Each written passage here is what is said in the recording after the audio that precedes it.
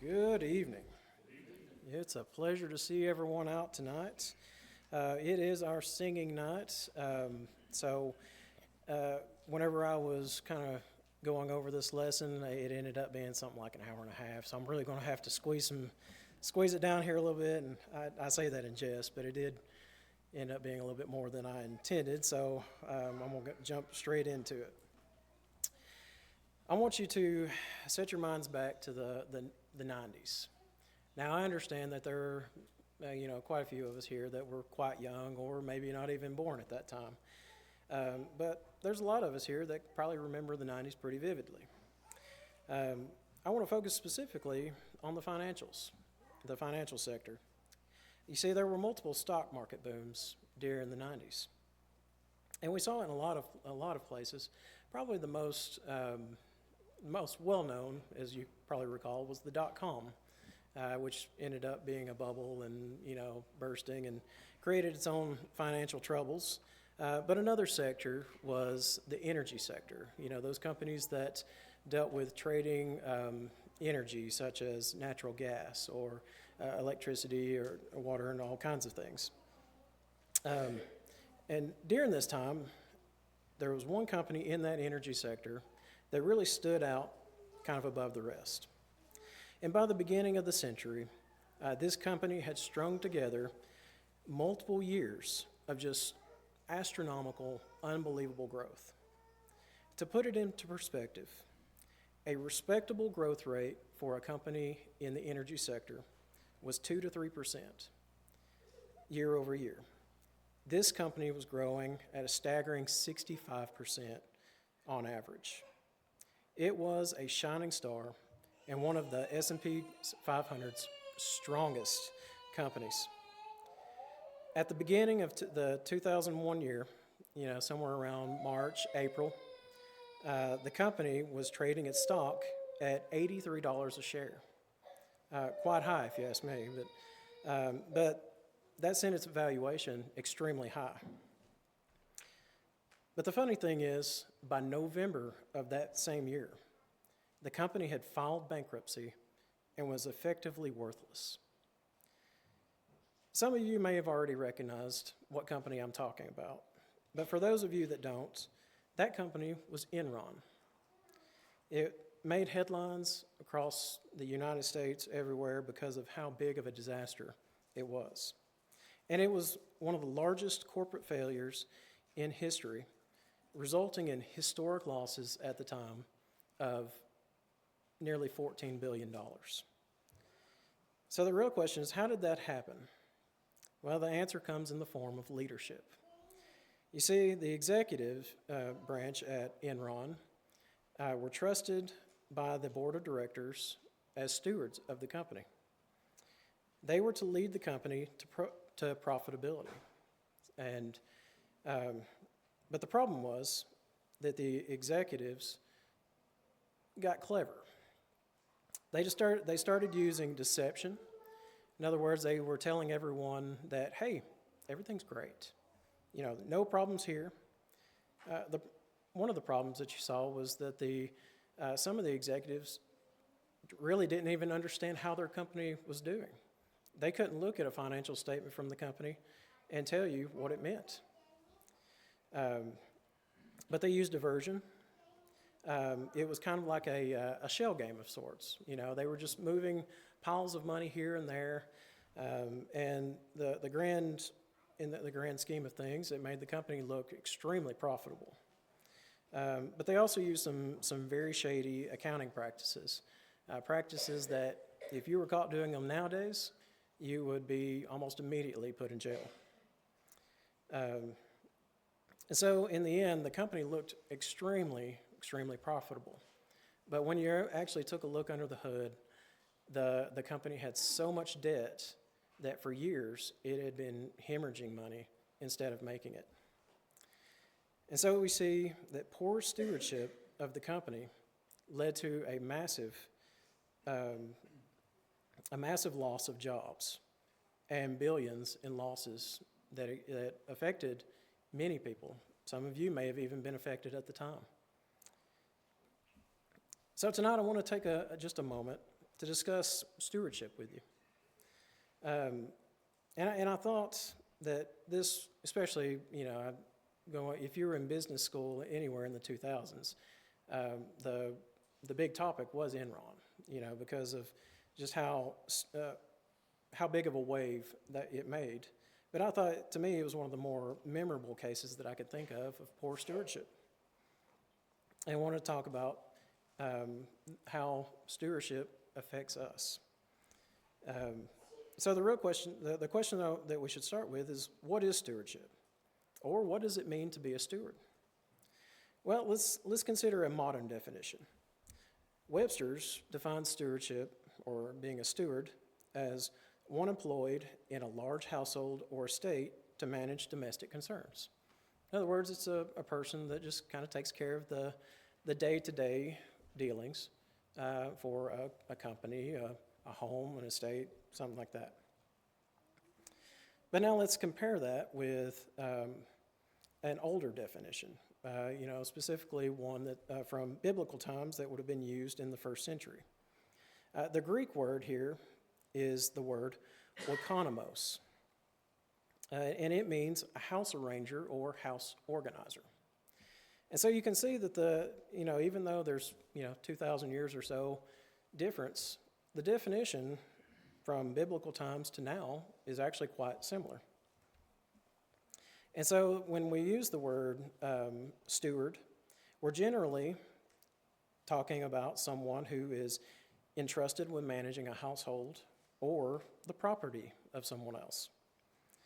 And I think we don't see it used quite as much nowadays, but especially years ago, you think about biblical on into kind of the medieval and Victorian areas and stuff, times where you had kings and lords. You can think of a lord as kind of a governor of a land. You think about these type of people. Stewards were used quite often, because you see the role of a steward was when the king or the lord had to go off to a land. Maybe they were doing a peace treaty, or they were just doing business that kings and lords would do. Someone had to stay behind and make sure that the kingdom was running like it should be. And so that was the role of the steward.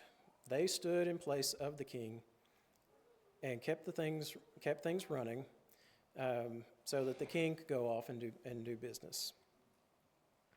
Now, it's important to recognize that the steward was not the king. They were only acting in place of the king. So any decisions that the steward made would be decisions that the king himself would make, or at least that's the idea. If a steward decided to go off and be him, decide he wanted to be king instead, that was often looked at as looking as a traitor, and he would be immediately expelled and possibly killed. Ooh, excuse me. So now let's consider stewards, how it's used in the New Testament.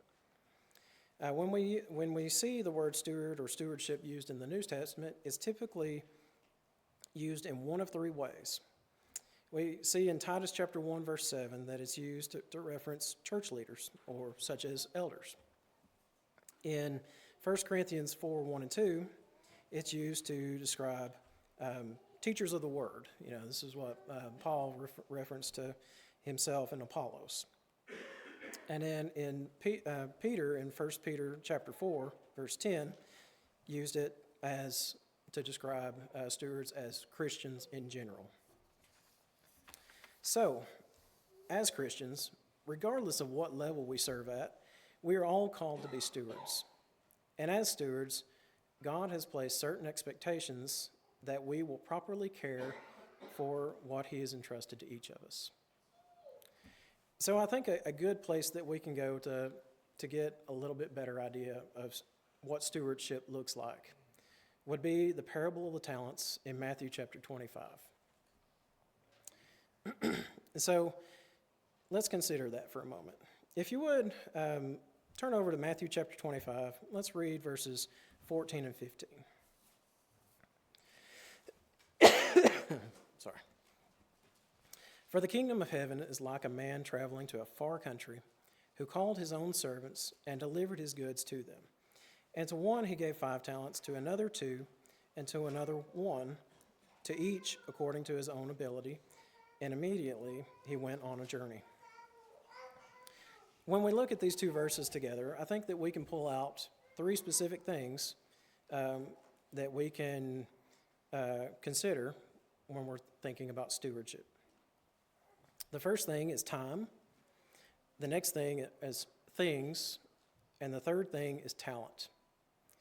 So let's consider the first thing, time. The first thing that we notice when we're considering time is given to us in verse 14. It says that the man was going away on a journey. He was going away. And then if you jump down into verse 19, we see that after a certain period, the man came back. And so it doesn't give us an exact amount of time, but I think the idea that we can learn from this is that there is a window of time. You know, in this parable, there was a window of time given to the servants. And the same applies to us. One day, Jesus is going to come back. We don't know when, but right now we have a window of time to which we are to act as stewards. The next thing to consider are things. When we're talking about things in the context here, we're talking about the property that has been entrusted to us to care for. And so when we look at back at the parable, verse 15 tells us that the servants were given talents. We know that talents are a sum of money. It's a weight denomination, typically used with silver and gold. And so we're talking about this is some real money here that is being given to the servants. You know, it's not just it's not just pennies. And then we see that verse 16 and 17, and we see that 2 of the servants went at once and utilized the money that was given to them, the talents. And so in doing so, they were able to produce more for their master. And then the third thing is talent. Verse 15 tells us that each was given according to their ability. The first 2 servants, as the master knew, had the ability to take and the trade and use what had been given to them to produce more. And then it's important to realize that the amount of the talents was given to each one of them, each one, respective of what they were able to handle. The master did not expect the servants who were given 1 and 2 talents to produce in the same manner that the 5-talent servant did. And so it's important to understand that if he had expected that, he would have gave them all 5 talents. And so he gave according to their own ability.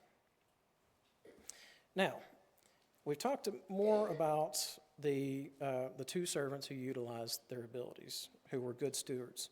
But let's consider for just a moment the failure of the 1-talent servant. He was given a certain amount, just like the rest. But as we see in verse 18, tells us that he went and he chose to dig a hole and bury what was given to him. So this means that that what the master had given him wasn't producing anything. Even more so, we see that the master later on tells the servant that he could have easily, just as easily, left the money that he gave to that servant in the bank and produced more. So he effectively lost on what he had been given, or what he gave to the servant. But this also means that the servant did not meet the expectations that were set upon him, and therefore he was not a good steward of what the master had given him. So in the end, what we see is the other 2 servants who met the master's expectations of being stewards were told, "Well done, good and faithful servant. Enter into the joy of your Lord." But the one-talent servant was not a good steward, and therefore he was called a wicked and lazy servant, and then thrown into outer darkness. And so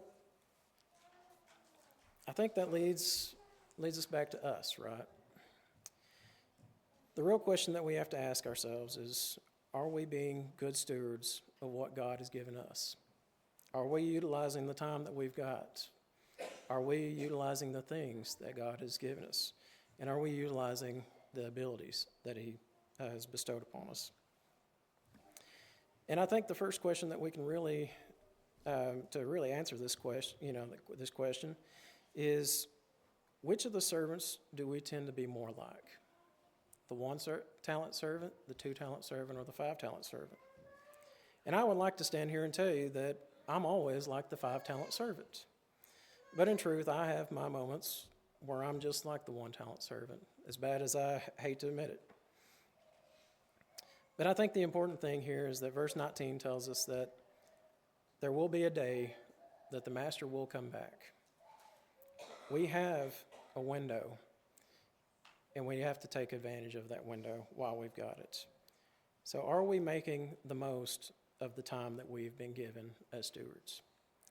So tonight, we offer the invitation. If you have a need, please come as